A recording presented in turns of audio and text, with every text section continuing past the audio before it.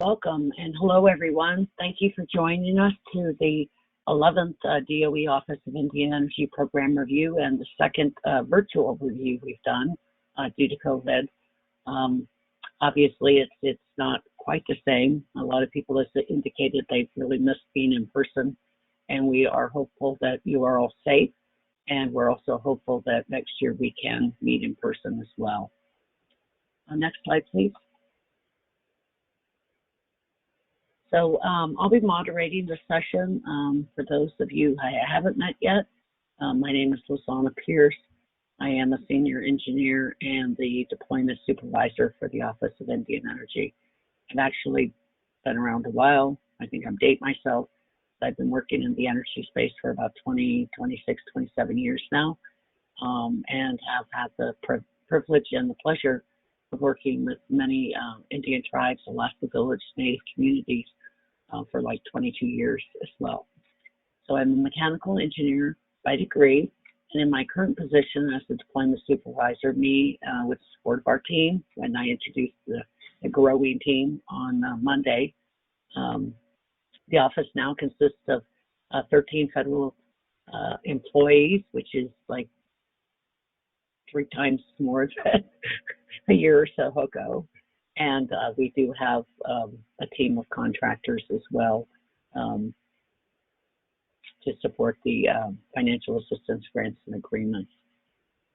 So in my position as the deployment supervisor, me and the wonderful team I have execute the deployment program. Is comprised of financial assistance through competitive grants, technical assistance, which is available at no cost to tribes and tribal entities, which includes assistance through a variety, some of the DOE national laboratories, as well as other TA providers for subject matter experts to help with anywhere from facilitating energy planning all the way through running technical financial analysis and models as well. So a whole spectrum of things. So if anybody's interested, you can submit a TA request through our website by just answering a few questions. The other component is education and outreach, and that is executed through the website, email newsletters, workshops, webinars, monthly webinars. So if you're interested in that, check out our website. Additionally, I oversee the national funding opportunity announcements, and over the years have been a project officer on many grants and agreements. So, and with that, again, thank you all for joining. Next slide, please. So before we jump into the project presentations, I'm going to go over some event details. Today's webinar is being recorded and will be made available on DOE's Office of Indian Energy website in a couple of weeks. Copies of the slides will be posted, and everyone will receive a post-event email with the link and the page where the slides and recordings will be located. Because we are recording this webinar, all phones have been muted. And we will be taking all the written questions throughout the presentation, so please submit those in the question box in the control panel, and we will answer the questions after the final presentation of this session today. For presenters, please ensure that you're muted when you're not presenting. And we have quite a few presentations to get through, so try to be cognizant of the time. And with that, let's go on to the next slide, please, Kim.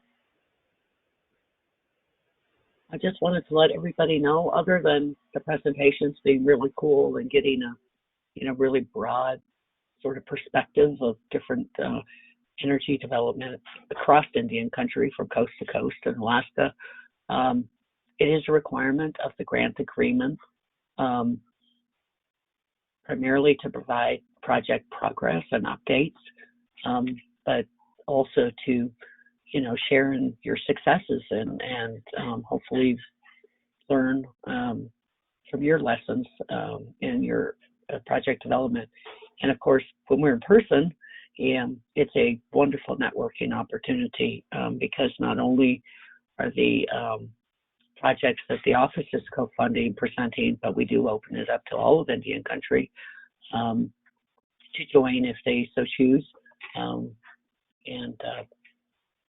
we hopefully we'll be able to do that next year. So, okay, next slide, please. Okay, so in session 9, we will start off with Tiffany Allgood of the Coeur d'Alene, representing the Coeur d'Alene Tribes Senior Housing Complex, their energy efficiency and solar energy project. Next, we'll go to Deb Madison and Terry Sukut, and hopefully I didn't mess that. I'm sure I messed that up. Of the Assiniboine Sioux Tribes of Fort Peck Reservation, to give us an overview on their wellness energy project. Jim Fowler will be presenting on Togiak Heat Recovery Project. And then rounding out this particular session, Justin Trenton will provide us an overview of the native Village of Tyonek's Energy Efficiency Project. And with that, Tiffany, when your slides are up, please begin. The floor is yours. Good afternoon. This is Tiffany Allgood. I represent the Coeur d'Alene Tribe. I manage the Environmental Programs Office in the Tribe's Natural Resources Department. I hope my voice isn't too off. I'm getting over a cold that I had last week. But I'm really happy to be able to speak with everyone. It's kind of odd talking to my living room here instead of talking to a room full of people. But anyway, we are kind of wrapping up our senior housing complex energy efficiency and solar energy project. Please, next slide. The presentation that I'm giving today, I'm just going to go through an overview of the tribe, our previous tribal energy work, our project that we're working on now, and what our next steps are, some lessons learned, and some contact information. Next slide, please. The Coeur d'Alene Reservation is in northern Idaho. It's very close to Spokane, Washington. It's in the northern Idaho Panhandle, and it's a large reservation, 334,000 acres, which doesn't include some of the tribal submerged lands in Coeur d'Alene Lake. The Aboriginal territory was actually more than 5 million acres, was in Washington, Montana, and the northern Idaho Panhandle, and down to the Clearwater River, that is. The reservation has about 6,700 residents, but only about 20% of those are tribal members. The tribal enrollment is, 2,500 plus and growing. It's a very rural area on the reservation, and we rely on forestry, agriculture, and the gaming that the tribe started about 25 years ago in the current economy. But the tribe does continue traditional subsistence and cultural activities, such as fishing, hunting, gathering foods and medicines, and other cultural activities. Next slide, please. The map here shows the landscape of the Skishuch, and that's the Coeur d'Alene tribe's name for themselves, and that name means those who were found here.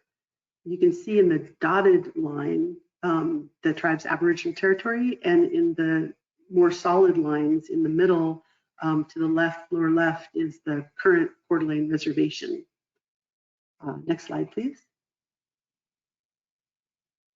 This is a more close-up of the Coeur d'Alene Reservation map, and you can see the lighter areas in the brown color. It's more agricultural or open lands that have been developed for agriculture, and then in the green areas, that's more forested. The center of the tribe's world really is Coeur d'Alene Lake, and the rivers and that drain into Coeur d'Alene Lake, and then half of the reservation, the Tensid de Smet area, and a little bit northwest of Worley. That whole side of the reservation drains into the Spokane River watershed, but they're all Upper Columbia watersheds. Next slide, please. This is a picture of the southern part of the reservation showing some of the agricultural development interspersed with the mostly ponderosa pine forest.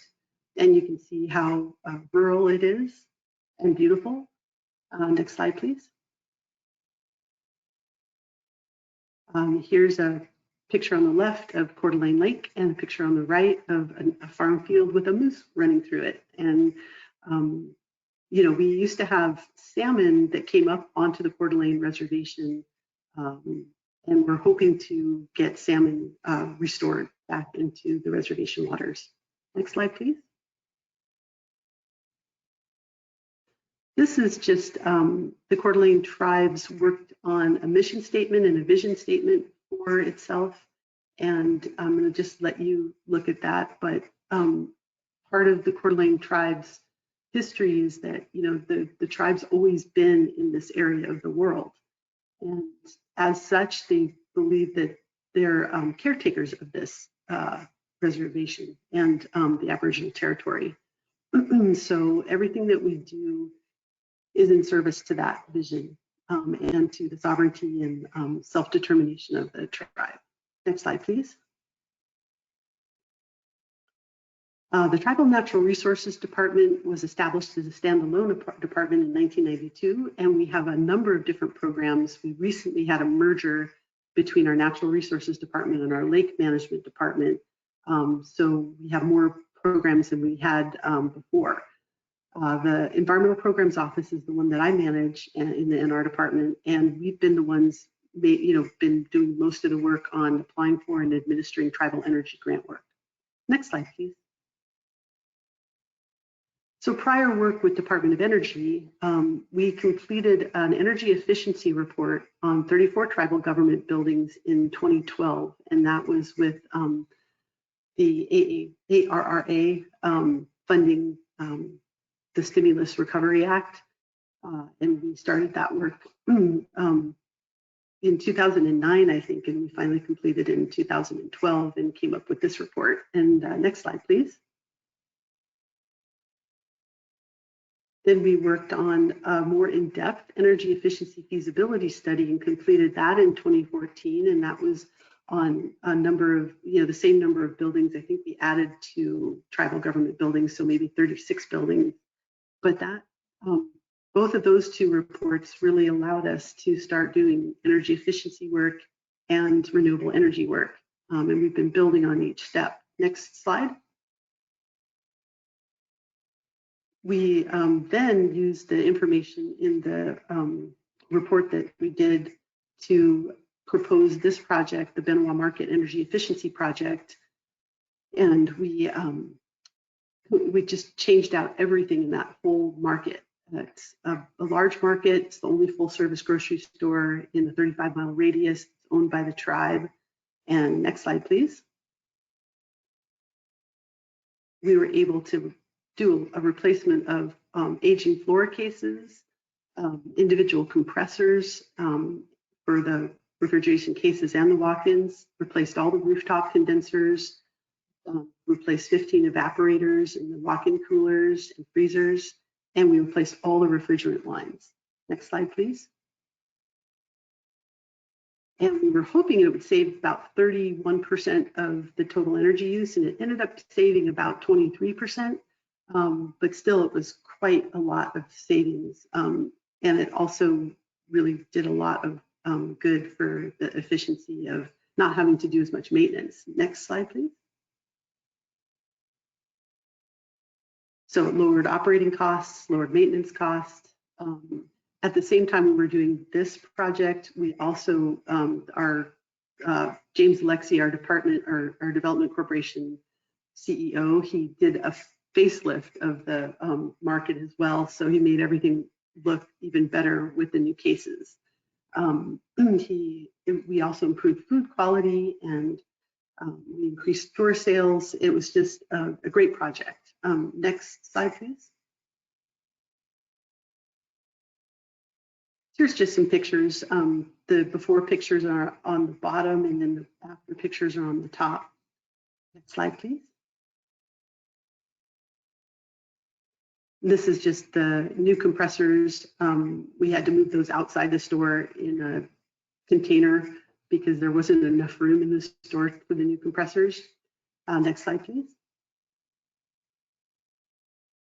And again, before picture on your left, you can see how old those cases are with that blue paint on there. It's probably from the 60s or 70s. And then on the right, you can see the new cases in the background. Next slide, please. And besides Department of Energy, there had been some work with our Public Works Department. They did a wind and biomass energy feasibility study with Bureau of Indian Affairs funding. It was very preliminary, so it's something that we didn't get as much information out of as we wanted to, and we would like to do more of that in the future. Also in 2009, Bonneville Power Administration helped the Benoit Market and Benoit Auto do energy audits. These were really early energy audits to see where they could do some energy efficiency work. And we used that information a little bit in the Benoit Market project. Next slide, please. We also have been working with the Bonneville Environmental Foundation. They awarded the Coeur d'Alene Tribe a Solar for Our Schools grant to place a 14.25 kilowatt solar PV system on our natural resources building.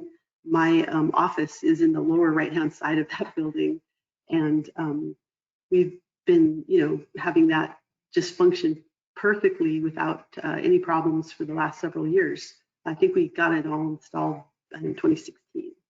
Next slide, please. In 2018, we also started working with Bonneville Power Administration's Tribal Low Income Energy Efficiency Program, and we replaced all the refrigerators and clothes washing machines and some of the bathroom fans in the tribal senior housing complex apartments. Next slide, please. And we also continue to work with BPA in 2019. We replaced the baseboard heaters in the senior apartments with new ductless heat pumps in 19 out of the 20 departments, because one had a new heat pump already, and then the rest of the bathroom fans.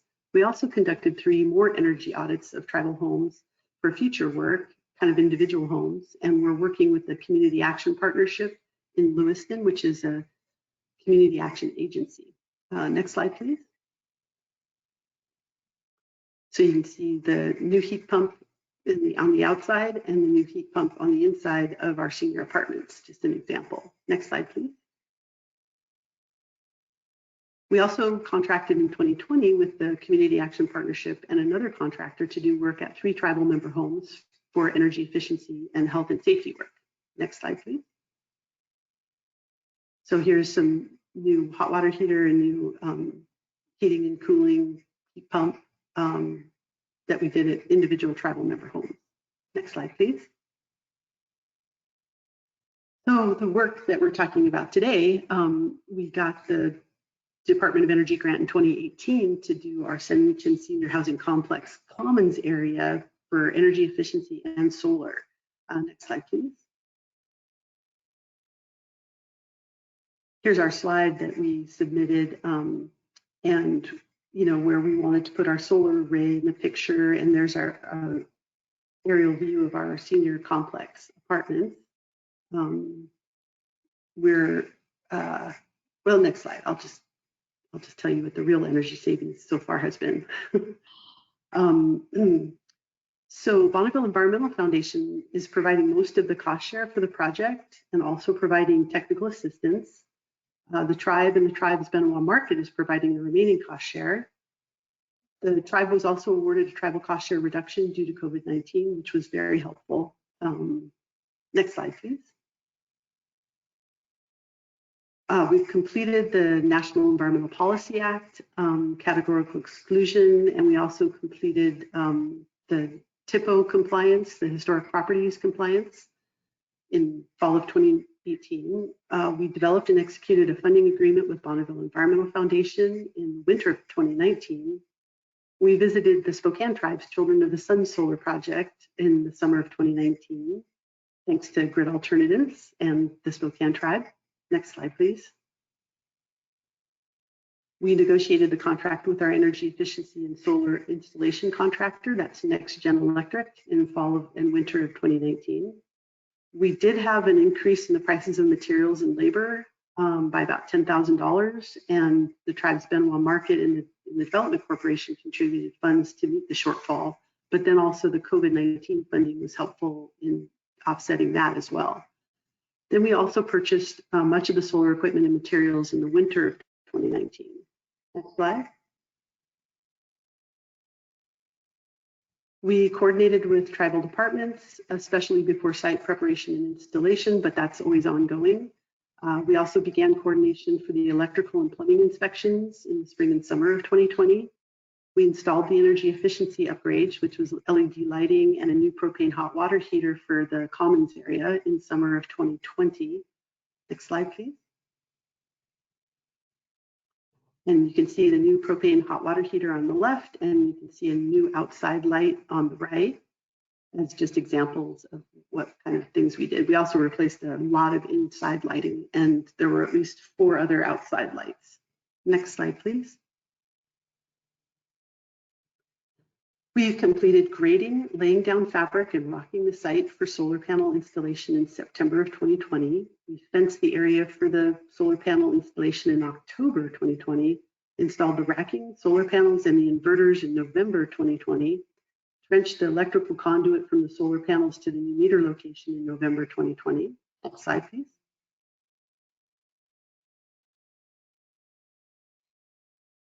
And you can see fabric being laid down, and then the gravel on the right being laid down over the fabric for the site prep. Next slide, please.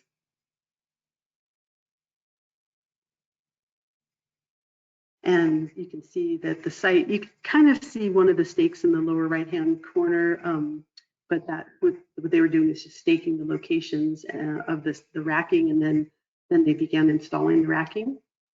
Next slide, please. And there's our contractor, Adam of NextGen, installing the solar panels. Next slide, please. We had really hoped to have some training as part of this project, but it was right in the middle of COVID, and we didn't feel comfortable asking contractors to come in and teach the classes or having people come in and learn during the classes. So we just left that out for this project. So that's the partially installed solar panels. Next slide, please. And then an aerial view of the partially installed solar panels, and then you can see the senior apartments on the lower left-hand corner. Next slide, please. And then the fully installed solar panels and fenced. And next slide, please. And there's some inverters. There's 2 inverters for each of the 2 sets, so there's 4 total inverters. Next slide, please. And then we had to trench down to the new meter location down behind the senior apartments. Next slide, please. So we've connected to the new meter and transformer and completed the electrical inspection of the solar array as of January 2021, executed the interconnection agreement with Kootenai Electric Cooperative in January 2021. We began downloading solar energy production data right away. And we also very recently corrected a code violation and re-inspected an older electrical line to a new outside LED light. It wasn't coded for outside use, and we just fixed that September 2021. Next slide, please. So you can see the light has that new electrical conduit put in. It was a code violation, and we just felt like we needed to fix it, even though we didn't cause the code violation. It was something that was installed when the original building was built. Next slide, please. So energy production early results. Our estimated energy production was supposed to be 72,000 kilowatt hours in the first year. And the actual energy productions from 9 months of year 1 is 63,966 kilowatt hours. So it's hard to tell whether we're going to make it all the way to 72,000, but we seem like we're at least comparable or in the ballpark. The estimated cost savings for year 1 was meant to equal $5,400, and almost, it's between 3 and 4 months of actual cost savings is $2,015.99. And this is a straight comparison between costs this year and the year before. Next slide, please. And this is just a graph that shows the energy production kilowatt hours, or megawatt hours, I guess. But you can see that our best month was in July, close to about nine or so kilowatt hours. Anyway, next slide, please. So the next thing that we're doing is just to continue measuring results of our solar energy production and cost savings for 1 year and complete the final report. And then once we complete the final report, we're going to submit that final project report to our tribal council. And if approved as expected, we're going to submit it to the U.S. Department of Energy by April 2022. And that will conclude our project. So next slide, please. Our lessons learned, we wanted to incorporate training into the project, but it wasn't possible due to COVID-19. We did find an old code violation and we upgraded that. So I guess be prepared for things like that to come up. We also did additional site preparation to decrease maintenance. Next slide. We had contractor, subcontractor schedules, materials delays, and this was COVID-19 related. We were requested from a subcontractor to indemnify them in the middle of the project, and that was challenging. That was something from the left field. And it wasn't NextGen, it was somebody that subcontracted with them, but we worked around it. So even if you call before you dig, you can hit things like gas lines, because we did, even though they spray painted everything they thought was a gas line. And then everything takes longer than you anticipate, especially during the pandemic. Next slide, please. If you'd like more information, please just reach out to me, and I do appreciate your time and interest in our project. Thank you very much. Thank you, Tiffany. Okay, we're going to go right into the next presentation. And Deb and Terry, as soon as your slides are up, you can begin.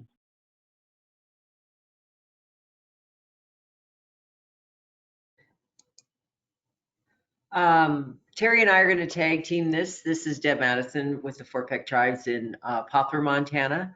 And of course, this is our annual review. I want to start off by, I hope you're all safe and sound. Having a kind of a tough time up here at Fort Peck. Another outbreak of COVID, and it's really hitting our community pretty hard. We lost our election supervisor today, and she was a pretty important part of our tribal elder group, and yeah, we're kind of sad. But anyway, I wanted to have you, the project we have is the Fort Peck Tribes Wellness Center. This has been a multi-year project getting off the ground, and it's taken a lot of vision and a lot of hard effort by folks at Fort Peck to make this happen. Next slide, please. So Fort Peck is in northeast Montana, extreme northeast Montana. We're 50 miles from the Canadian border easily, and another probably 25, 30 from the North Dakota border. So we're right up here in extreme northeast Montana. We have 2.1 million acres, very, very large reservation, one of the largest. And it is a checkerboard land pattern with about 60% tribal or allotted trust ground. It's home to the Assiniboine Sioux Tribes. We should update the slide. There's almost 13,500 members now. And still roughly about 7,000 live on reservation. The rest are off reservation. The picture on the top is the Missouri River. That's our southern boundary. And we are home to one of the purest bison herds in North America. And the tribes is very, very proud of that effort. Next slide, please. So the Wellness Center, as I mentioned, was a multidisciplinary wellness activity center. So it's going to have not only, you know, a pool and a therapy pool, it's also going to have exercise rooms. It's also going to have a dentist area, some medical records kinds of things, places for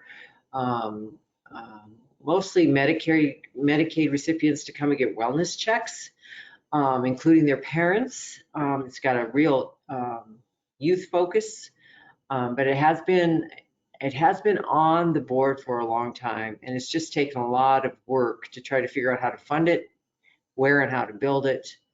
And, you know, it took people inside the tribes to really want to get it done. We have a program called the Health Promotion Disease Prevention Program, HPDP. It is basically a Medicare project, and they we are mostly in the schools. They do like have a health or a dental assistant who goes out and cleans teeth and looks for cavities, eyeglasses, social workers, nurses in the schools, lots of stuff like that to help mostly youth across the reservation, as well as they also have, you know, equestrian activities, archery, basketball, all kinds of health-related action kind of activities for the youth across the reservation. It's really an important program for Fort Peck. The construction advisory team, which I'm on, was initiated in October 2018 after the HPDP program had a number of efforts to try to go it alone. And the tribe appointed several of us to this committee. And so we, and it include planning, the secretary accountant who's built numerous buildings on the reservation, the environmental office, and the HPDP program, obviously.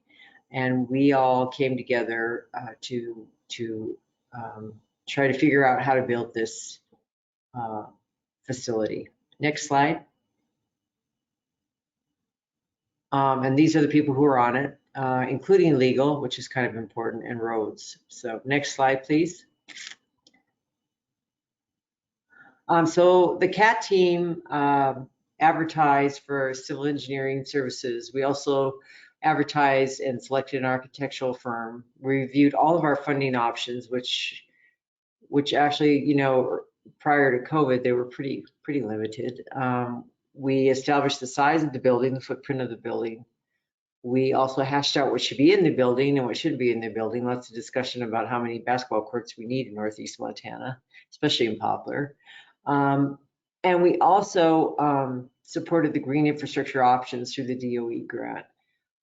And we also are like the liaison between this building to the Tribal Executive Board, which is our governing body.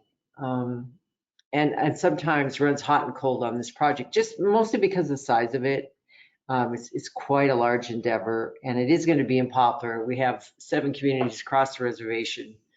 Wolf Point's the same size as Poplar, but a lot, you know, our tribal headquarters is there. HPDP program is there. Just made sense for us to put this facility in Poplar. And the fact that the tribe has room in Poplar, there's good infrastructure, water, sewer, roads, and tribal land in Poplar that we could access. Next slide. So the tribe has done a number of grants with DOE and other actions for green community and energy efficiency, including this strategic plan, which this project fit right into. One of the ones they've done are obviously ground source heat pumps, which you heard Tiffany talk about. And they did the adult correctional facility. They have a ground source heat pump and 8 tribal homes. We've rehabbed not only the cultural center, but a couple of different other tribal buildings for LED lighting and insulation efficiencies. We also used energy efficiency lighting and ground source heat pumps at our phase 3 tribal headquarters. We have 3 buildings or 3 sections in the tribal headquarters, the BIA side, the actual tribal administration side, and then phase 3, which was all the natural resource programs and the community services programs, where they installed ground source heat pump in there, and as well as energy efficiency and smart rooms where the heat go, you know, lights turn on when people walk in and that sort of stuff. And then we also have have a sustainable village, which was an effort we did with Make It Right Foundation, which is Brad Pitt's organization. I think he's disbanded it now, but we did 20 energy efficient homes modular homes that we brought in and set up, and that have also pretty advanced heating and cooling systems, really well insulated, state-of-the-art windowing, everything in them. And that project's been a challenge, but it's actually the energy savings in those homes is tremendous as well. Next slide. And I'm going to let Terry take off from here on the projective objectives of our Department of Energy. Terry is our architect for this project. He's with JGA and Associates out of Billings, Montana. So I'll let Terry go. Thank you, Deb, and good afternoon, everyone. We want to talk quickly about project objectives. Since we spoke last year at the conference, we really have been in full press construction and going through the minefield of schedule and material deliveries and things as it relates to some of the COVID issues, some of the supply chain issues. It's been interesting, but we've made great progress. Unfortunately, we're not going to be able to share a whole lot of hard data on energy savings this year, but we're getting there. And as we kind of proceed through this portion of our presentation, you'll hopefully see where we're at with things. But our project objectives were simply in two locations. One was to install a 72 to 78 kW roof-mounted solar photovoltaic array, and secondly, reduce the project's utility bills by about 23% per year by installing 8 energy efficiency measures, and we'll talk more about those. Our baseline assumptions were to look at a International Energy Conservation Code 2012 compliant building. We projected some uses, or some basic usage assumptions for electric, natural gas, and what those would convert to in utility costs at about $108,000 per year. The project is 53,000 square feet. We did add a section to the building to house a gas-fired emergency generator system. We'll look at that as well, kind of going forward. So our energy savings expectations from the solar array would look at maybe an operating cost savings of just under $6,000 per year, and then the 8 building envelope lighting and HVAC system EEMs could project out to save approximately $25,500 during the year. So our total expected energy cost savings were projected out at about 29% in an annual reduction. Next slide, please. So to get there, our engineering group worked hand in glove with the eQuest DOE 2.2 software to computer model all of the suggested EEMs. There were 15 initially considered and modeled.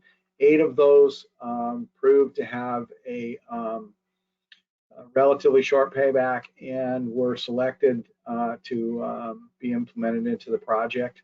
Kind of see just the 3-dimensional image of the building there that the energy modelers use to produce things. And again, it's about 52,000 square feet base footprint, and then we have a second floor area by those upper programs. You can see there are some skylights. That's changed a little bit in the final documents, but we'll see those as well. Next slide. Okay, so our energy efficiency means we studied, as I said, 15. The improvement ones, or the selected ones, are in the light blue of this chart. Improved windows, improved skylights, high efficiency LED lighting and control packages, high efficiency DX air handling units, We came back after some time in the development of the project, and we even upgraded the air handler units in this building, even additionally with the addition of UV lighting and HEPA filtering in response to providing cleaner air for the mitigation of COVID concerns throughout the facility, and that was implemented into all 4 of the major air handlers for the building.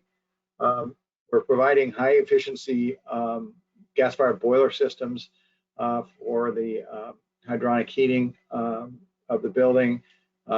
We also are providing a complete dehumidification system for the pool area in the building, including heat recovery, so we can take heat out of the air and put it back into the pool through heat exchangers. We also have a high efficiency condensing boilers for the pool. And the last of the approved items was to utilize pool covers, particularly on the main lap pool and the therapy pool, to help keep the heat contained while the building is in night mode. Next slide, please. You can kind of see the footprint of the building again, and this illustration really shows the implementation of the replacement of the solar array on the roof.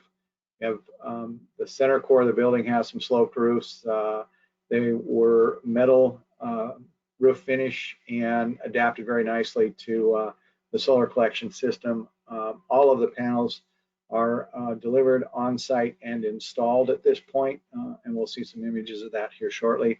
We had an option too for covering some parking area with additional arrays. That's still an option, I think, for the tribes to consider moving forward, and we would not be limited to just one area. We could do several. The thing with our solar collection system, we do have a mutual agreement with the utility provider to get a credit for unused power that we can put back to the grid.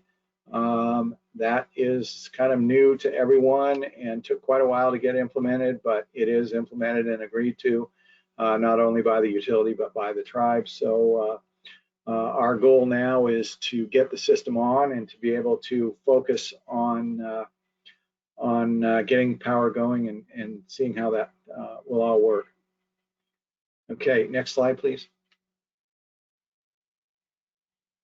So we can kind of just do some quick conversions with some of the energy efficiency means that we've talked about, including our photovoltaic panels, and you can kind of see very simply in there that we could save a lot of metric tons of CO2. Pounds of coal is pretty significant, gasoline gallons and those kinds of things. So overall, again, enhancing the building envelope and HVAC systems, our photovoltaic, we're looking at hopefully projecting that $31,500 worth of energy savings to the HPDP folks operating the facility. Next slide. You can kind of see the basics now. We'll run through some real quickly some drawings. The building, of course, is in the center. We've got some fairly large parking areas around it. That's where we were talking initially about sections of coverage of the parking lot with photovoltaic panels. Additionally, getting a mutual agreement with the utility company. They do have limits on how much power they will take, and we were cognizant of that in terms of providing things, and if we can in the future work with the tribes for a program of being able to utilize that power elsewhere besides putting it back on the grid. I think there's some considerations there. Next slide, please. Building floor plan, just real simply, is kind of divided into 4 quadrants. The pool quadrant you can see is in the upper left. There's kind of a corner left out up there in the plan. That's now been filled in. We've put a gas-fired electric emergency generator system in so that this building could be utilized as a response center or an emergency use of some sort. The generator set the size to power the entire facility and is fired by natural gas. Equipment in the brown area there between the pool. You can see the gym area. We have locker shower rooms. The pink areas there in the middle of the plan are an elder's suite and a daycare. So folks coming to the facility have a place for elders and children and such. The main entry is to the bottom of the page in the middle, light blue. You come in, there's some reception area on the left. There's a refreshment station, some study carrels, a check-in desk on the right side of this plan. You can see the purple color there is, or violet color is actually a training kitchen for health and wellness programs, teaching people nutrition and dietary things, but also can serve as an area where the clientele of the facility can get healthy snacks and drinks. We have multi-use areas there. We have a full on occupational therapy suite on the right, the green areas, including chiropractic and so forth. We've got some restrooms up there, a public restroom group that serves larger activities in the gym.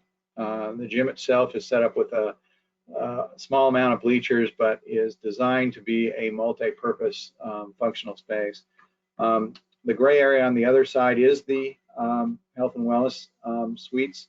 As Deb mentioned, we have dental areas. We have all kinds of areas where clientele can come in for all kinds of things. And a row of offices on the very south edge of the site or the building do provide for visiting practitioners to come in and to be able to see all kinds of clients for all kinds of needs. Next slide, please.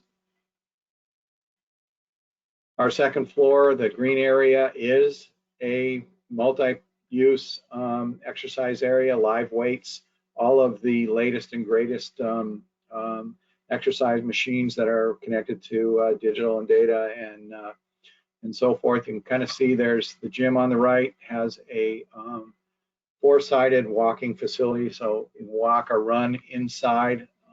Our goal is to provide as much exercise opportunity or health and wellness opportunity for the tribal membership as we can. The blue area at the bottom is a multi-use area.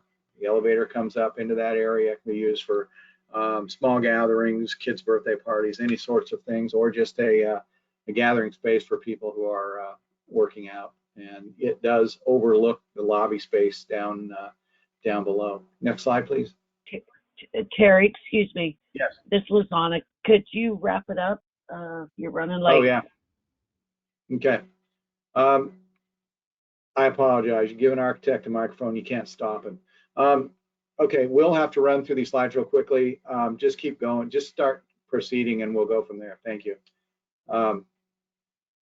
So these are just some images of the building that were prior. And now we get into the current status of things. As I mentioned, all of our EEMs are on site with except the pool covers. All project construction is done. I spent an hour earlier today with our commissioning agent and the subcontractors. The project systems are all starting to come online. Not everything is done quite yet, but we're getting control systems. Test and balance has started. The generator startup had to be postponed because of some problems. But with COVID, we've done a tremendous job in trying to get everything, or the contractor's done a tremendous job trying to get this building constructed. Next slide. These are actual photos from last week. You can kind of see the building as it relates to things. The front is the worst, and that was because we had materials that we just couldn't get. See the solar collectors up on the roof. Here's an inside shot of the lobby looking up at the multi-use area. This is the exercise area. You can see the benefits of those skylights and the light they bring in, gymnasium, running track around the perimeter on the second floor. All these things are finally coming to fruition, very efficient mechanical spaces, and you can see the electrical generator, some shots of the therapy pool, the lap pool, a sauna, these things as they were last week, and some of the finished areas. With that, I am finished, and thank you for your time and listening, and look forward to any questions someone might have. Thank you.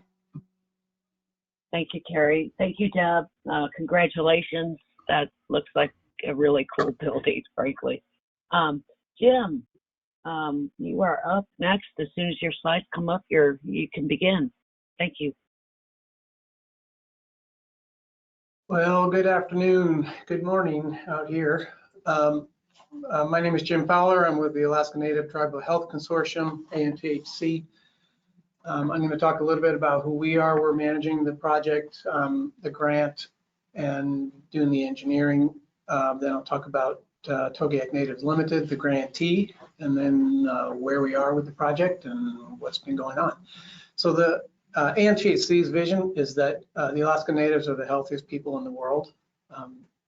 It was established in 1998. We serve over 180,000 tribal members. We're the largest tribal health organization in the country. We were formed by our regional health organization, RHOs, regional health organizations. There's, I think, 7 of them, and they got together and put ANTHC on the map. We also have a hospital here in Anchorage, which we co-manage with South Central Foundation, which is another tribal health organization. Inside of ANTHC, of the 3,000 employees, 200 work for the Department of Health, Environmental Health and Engineering. We call it DHE. DHE has 3 core operating areas. We focus on sanitation, health facilities support, and utility management. And under the utility management side, we have what we call our ARUC group, Alaska Rural Utility Cooperative. That's essentially, we manage for a tribal community their water treatment and sanitation facilities. Then we also have a tribal utility support group, TUS we call them, and they're kind of the SWAT team of sanitation. When a community has trouble, they call up the TUS group, and the TUS group sends out operating specialists or engineers and fixes what's wrong. We also do, through the TUS group, we do all of our training and that type of support. So the ANTHC's Rural Energy Group, which is what I am a part of, is quite small. We have 7 people. We're in the DHE group. We kind of overlay all 3 of those core areas. Our focus and our mission is to lower the cost of energy in our rural Alaskan communities. We only have 7 staff. We currently are running about 40 projects, roughly $20 million in grants. We have had projects in more than 100 communities. And for the probably last 10 years, we focused on energy efficiency. What we have found, and that included audits and upgrades, incorporating or implementing heat recovery systems from power plants, putting some biomass systems in. We've got remote monitoring in more than 80 communities in the state that allows us to take a look at the water treatment facility, water storage tank levels, temperatures, et cetera, from any computer.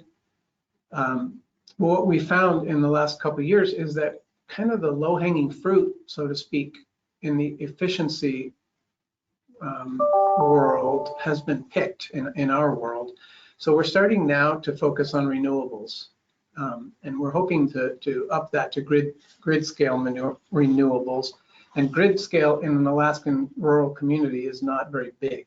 Most of these communities have between 1 and 3 generators, varying from 250 kilowatts to 900 kilowatts. So pretty small when you talk grid scale in a rural Alaskan community.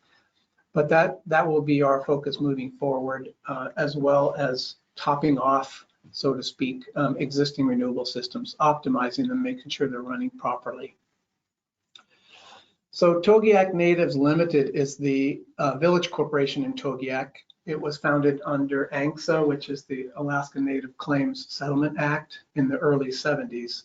TNL has 974 shareholders, about 700 of whom live in Togiak. The population of Togiak is just a little bit more than that, 800. So Jim, I'm sorry, we're still on the cover sheet. What slide are you on?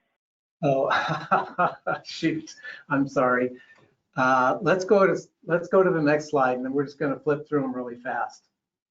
So this is the ANTHC's vision and a quick summary, when we were founded, how many people we have, and I'm sorry I forgot to say advance the slide.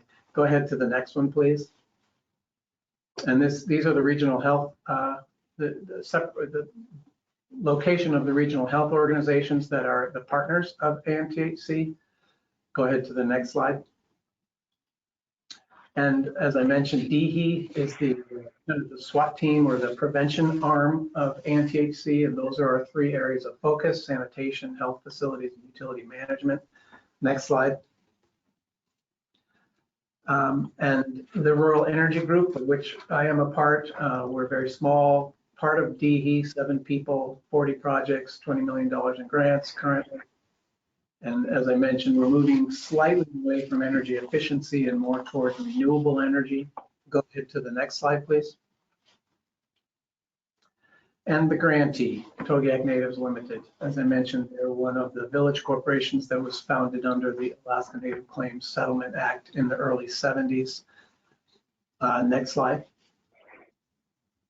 And now we're caught up to where my mouth ran off to. So TNL, the red circle over to the right side of this picture is Bristol Bay. And if you eat other than farm salmon, you're probably eating Bristol Bay salmon, sockeye salmon. Togiak is off to the left. Did I skip? Actually, can you go back a slide? There it is. That's where Togiak is, west coast of Alaska on the Bering Sea. Just below, just south of Togiak, that's Bristol Bay. So now, next slide, please. Many of the fishermen in Bristol Bay, after the salmon season is over, they follow that yellow line and they boat over to Togiak. And Togiak is kind of the center of the herring fishery in Alaska. And there's a very large fish processing facility in Togiak, and they're processing herring. And the reason I'm bringing this up is because fish and heat recovery from power plants are related. The grant that Togiak Natives Limited got was for a heat recovery system. So I'm going to proceed to explain why fish and heat are related. The Togiak district gets about 20% of the entire allotment of 250 tons of herring each year. Next slide.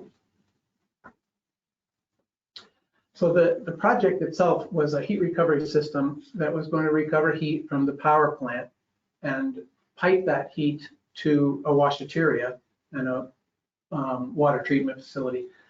Most water treatment facilities, or many water treatment facilities in Alaska Native communities, also have what's called a washateria attached, which is basically a laundromat and shower. That's particularly common in homes that don't have piped water. So the way the heat recovery system works, just in brief, is about 33% of the power of the energy that goes into a generator gets exhausted through the flue. Another 30% goes out in terms of heat that cools the manifold, and the other 30% is converted to electricity, which is what we use. That 33% that cools the manifold is what we recover and pipe to other buildings. If you go to the next slide. There are about 80 heat recovery systems in Alaska right now in the over 200 communities that are sprinkled around the state. This is a kind of a schematic for a village in the northern slope of the state. Call it follow the BTU. All of the energy, unless you have renewables in a community already, like solar or wind, all of the energy that comes into that community comes in the form of fuel oil. And if we say there's 100 BTUs, and as you know, a BTU is a unit of energy, comes into the community, about 51 of those BTUs goes into the power plant. You can see up on the top of that, 17 of them are lost as heat through the stack. Another 17 come out the bottom as electricity. The remaining 17 can be recovered, but because we're not heating year round, only about 5 of those BTUs are actually recovered, and they go back into that center building, usually to heat non-residential buildings, in this case, water treatment facility. Good. Next slide, please. This is a schematic of how the heat is used. The water treatment facility is usually the largest, excuse me, the largest user of heat in a small rural Alaskan community. And that's especially true in the colder parts of the state, because the water has to be processed and then stored. Up to the upper right, you can see the water storage tanks. In addition to that, the water is typically circulated throughout the whole community, and heat has to be added to that circulation loop to keep the water from freezing. So the water storage tanks are heated, the circulation loop is heated, and if there's a waste system, so oftentimes the waste system has to be heated. So using recovered heat from a power plant is ideal in a water treatment facility, and that's what this project is doing. If you go to the next slide. So, oh, it got shifted. The formatting on this is a little skewed. These yellow boxes should be shifted about an inch to the right, and they show you the buildings that are receiving the recovered heat. Let me see. So the lower left yellow block, that's the power plant. That's where heat is being generated. The red lines are the piping, delivering the recovered heat to the various facilities. The building in the upper left is the water treatment plant. The next building to the right is the city office. And the next building down, if we go clockwise, is the city shop. And then down bottom right, that building is the library. Those are the buildings that are being served by this recovered heat loop. The water storage tank is kind of in the middle. That is also receiving heat right next to the city office. This project is designed to replace more than 14,000 gallons of fuel oil each year. That fuel oil is barged into the community. The money is barged out of the community, so to speak. So $52,000 in savings will remain inside the community. So there's an economic multiplier attached to that, which is really good for the local residents. Next slide, please. Our partners in the project, the Alaska Energy Authority provided the initial grant for this project. That enabled the system design to take place and the groundbreaking. And that also was a match for this Department of Energy grant. This DOE grant was for just over $600,000. It enabled us to get most of the way through the project. And the final round of funding is expected to come from the state of Alaska's revolving loan fund.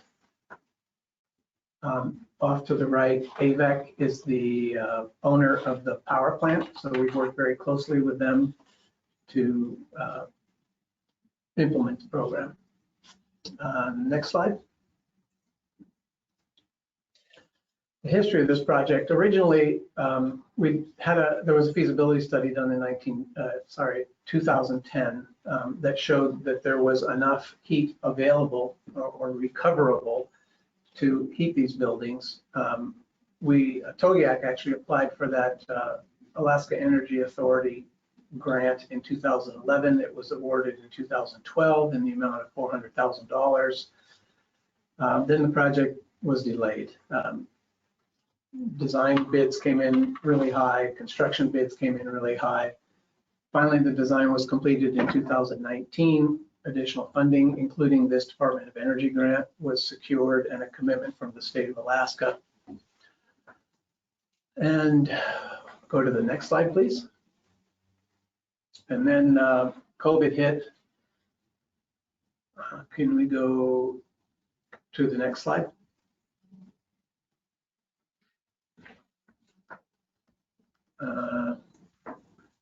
Can you advance the slide, please?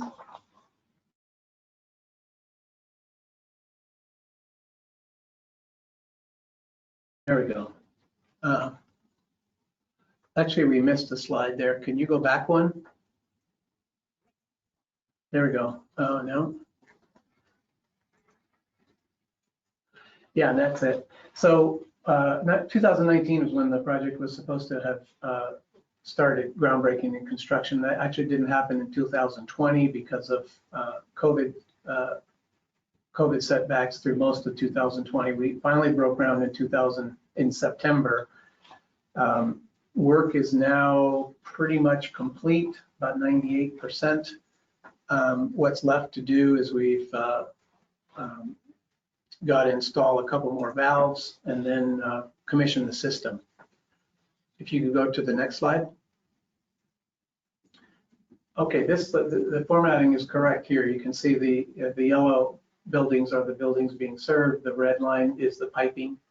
And you can see the water storage tank is included here. So the end users, again, are the water treatment plant and the storage tank, the city office to the right, upper right, the city shop, lower right, library, the bottom, and the power plant run by AVEC is at the bottom. Future expansion is expected if there's enough heat available after these buildings are served. The future expansion will include the clinic and the village public safety office. And if you go to the next slide, that's the end of my presentation. Went a little faster than I'd expected. There's my contact information. If anybody has any questions, feel free to call me or send an email. And thank you. Great. Thank you so much, Jim. Okay. Justin is up next, and he's going to provide a summary of Kionik's energy efficiency project. If you would, when your slides come up, it's all yours. Okay, I just want to make sure everyone can hear me just fine, first off. Yes, we can hear you. Sounds good. All right. So I'm Justin Trenton, representing the native Village of Tyonek, our energy efficiency project.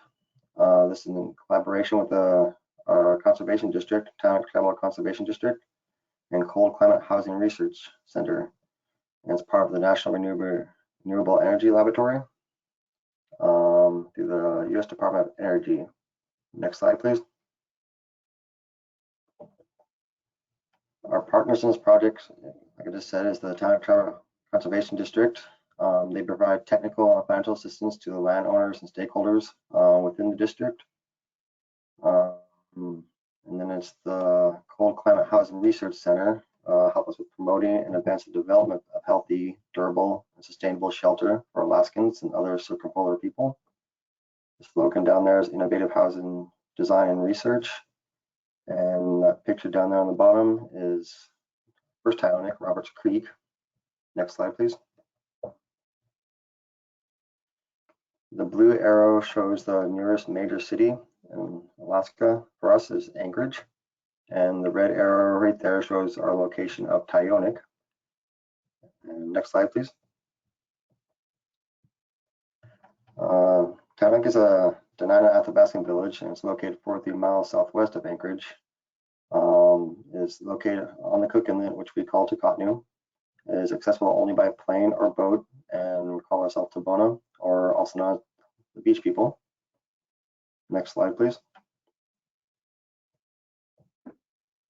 It is a closed community, and the plane transportation here is around 240 round trip. It's about a half an hour flight. There's no regular marine transportation. Gas also has to be shipped in via cargo, and it sells for $5.25 per gallon for gas. and $4.75 per gallon for diesel, with wood generally costing around $150 to $200, per small pickup truckload. Next slide, please. We have around 957 tribal members, with 124 currently in Kionik.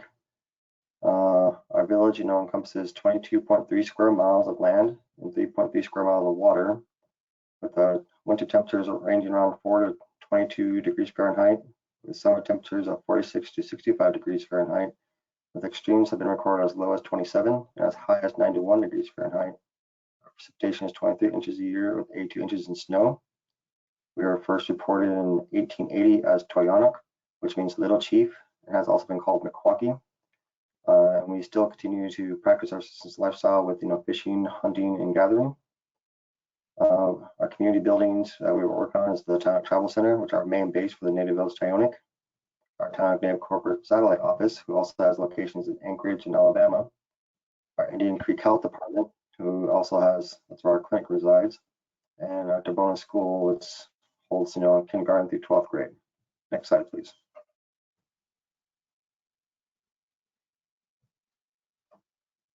So our past activities, we had a inspector come down with a thermal camera, and they went around and checked the buildings to see where any cold drafts or anything that's coming through. All these buildings were built back in the 60s. So what we started off was doing was putting up Frost King window insulating kits to shrink film to decrease energy cost. It's great for trapping heat, and they're very easy to install, and it's immediate.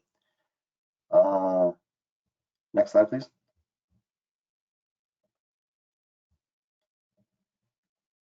The two buildings that we have on this project are, the first one on the bottom part of the map. You can see that's our current travel center. We're residing as Native Village of Tyonek. And the top one is the Togiak Native Corporation Satellite Office. They're both used on Monday through Friday between 8 or 9 and to 4 to 5 p.m. Each building also hosts events, holidays, potlatches, and any other community events that need to be done, meetings and such. Next slide, please. This is our Togiak Native Corporation Satellite Office. It's operating 9 to 4, 5 days per week. It has a bedroom in there for visiting members, and the below part of it has a basement, which we also have for refrigerator and a big freezer for food security. Next slide, please. This is our tribal building. It's used between 9 to 5 days per week. It's also used on weekends during some events and community gatherings. It was built in the 60s. It's more like a log cabin style. Next slide, please. So back in 2017 is when we first started with the Alaska Native Tribal Health Consortium, ANTHC. They mainly recommended improvements for replacing the lights. We have old fluorescent lights here with the new LED lights and install a thermostat system, maintenance of boilers, installation of pipes, as well as air tightening in addition of insulation. An electrician will switch the LED light bulbs when we get to that step, and install setback thermostats to increase the energy use of the building. Next slide, please. The project objectives and impacts of this, we're hoping to reduce energy use in the rural village of Tyonek for better efficiency, to reduce impacts on climate change, to keep our subsistence lifestyle, to retrofit, update our older buildings to current, and it's better security for our food. Next slide, please. And we're hoping to reduce energy at the corporate office by 20% and our travel center by 18% through the implementation recommendations from our energy audit. Annual savings we're hoping is around $2,800 for the corporate office and around $2,500 for our travel center. Projected annual reduction in fuel oil, 518 gallons for our corporate office and around 280 gallons for the travel center, because both also have diesel fuel. And the projected annual reduction in electricity produced by Togiak Electric, around 2,500 kilowatts, and for the corporate office, and around 3,700 kilowatts for the travel center. Next slide, please. kilohertz. Our project is just starting. That's a little picture of outside my window, our beach. Next slide, please. Throughout the whole project, our activities are going to have an outreach and communication with the community, funders, and any other entities. Like I said, we're just starting. So we got in touch with the energy auditor, who's reviewing our conditions and creating a scope document and getting on his calendar. In the near future, we'll be keeping track and electrical usage, get a scope of the work for an electrician, and we'll seek bids, and then our RA council will evaluate those bids and hire an electrician, and we'll start the retrofit work. And after that, we'll analyze the savings and give the report on it. Next slide, please. And all this should be happening in the next few months. And we'll start tracking the fuel electrical usage and get the scope and everything and request bids for the electrician. Next slide, please. What we've learned so far is the helpline from Beck Connect is very useful if the website has an old email that no longer exists, like turnovers and stuff like that. Next slide, please. And I'll try to go as fast as I can. Janan, thank you. Thank you so much, Justin, and to all of our speakers, Tiffany, Deb, Terry, Jim, and Justin. With that, I'm going to turn it over to James Jensen to see if we have any questions. Well, thanks, Susanna. We have just a couple, and we have time for more. So submit any that you have by clicking on the question button in your control, the webinar control box on your screen, and typing it in, and I'll likely get to it. All right. So first question, Tiffany. This wasn't part of your current project, but you talked about it as far as previous work. You had those ductless heat pumps installed on some of the residences. Can you tell us how those are working out? Are you pleased with their operation? Yeah, as far as I know, they're working just great. I think one of the things that we did learn, though, that I would have liked to have been able to figure out a way to fund is sort of annual maintenance contracts for those units, and also extended warranties, just to make sure that our housing authority who maintains those apartments wouldn't have to worry about the maintenance on them or worry about the any breakdowns and then having to pay costs in case they did break down. And that's something that Bonneville Power Administration's low-income energy efficiency funds will not pay for. So either the individual residents or the housing authority or some program funds that maybe I could come up with, or tribal dollars, we just didn't really scope that out ahead of time. So we did also make sure that they got down to 0 degrees, even though that's a little bit more on the rare side up here. We just wanted to make sure that they wouldn't stop working in case it got extra cold for a cold snap. Thanks. Thanks, Tiffany. A question here for the Togiak project and Jim. The heat recovery loop, is there any plans to expand that in the community?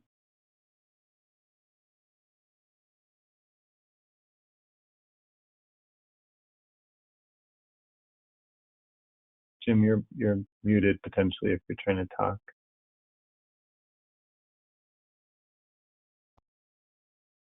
There we go. Sorry about that. So yes, there are plans to expand the heat recovery system. It will depend on, after completion of phase 1, we'll see if there is any additional heat that's going out the radiators. And if so, we'll measure that and determine if we can, how many other buildings we can add. The other buildings, let me see if I can find what the other buildings were in the original plan. I know that the clinic, here it is. Yep, future expansion plans include the clinic and the village public safety office. So, but it will depend on how much heat is actually available. And that depends on how much electricity is used. I mentioned the fish processing facility. The reason that that's important is they're the biggest user. So therefore, when that facility is running, if it's running at full speed, there's excess heat available. So yes, there are plans, in short. Gotcha. Thanks, Jim. Another question on heat recovery for you, Jim. Is there any talk of exhaust stack heat recovery versus just collecting heat off the manifold? There's always talk about it. The problem with it is when you're using fuel oil, if you reduce the exhaust temperature too much, you have condensation, and the condensate is sulfuric acid, which is extremely corrosive. So in Alaska, we have not been successful at recovering heat from, there are, I think they're called stack robbers that are available, but they're best used when you're not burning diesel. They're best used when you're burning natural gas. Then the condensate is not nearly as corrosive and it's more manageable. Great, thank you. That's what we have for questions. So, Ivana, we'll pass it back to you. Thank you, James. And again, thank you to all the speakers and for the attendees as well. If you're joining us tomorrow, we will begin at 10:30 Mountain Daylight Time, and you will need to join using the link in the call-in number that you received for that particular session when you register. So again, thank you to the speakers and Kim and James and all the other folks that helped put this together, and we will call it a day. Thank you. Goodbye.